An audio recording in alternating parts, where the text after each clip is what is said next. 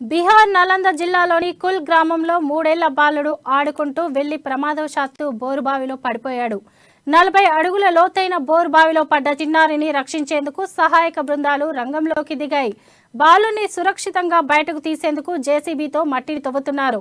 బోరుబావి నుంచి బాలుడు మాటలు వినిపిస్తున్నాయని, చిన్నారిని కాపాడేందుకు ఎన్డీఆర్ఎఫ్ బృందాలను రప్పిస్తున్నట్లు అధికారులు చెప్పారు.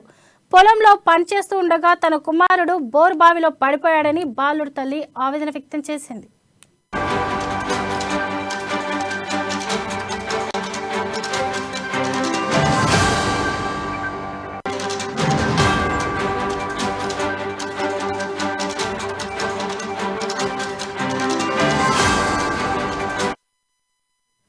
బీహార్ నలంద జిల్లాలోని కుల్ గ్రామంలో 3 ఏళ్ల బాలుడు ఆడుకుంటూ వెళ్లి ప్రమాదవశాత్తు బోరుబావిలో పడిపోయాడు.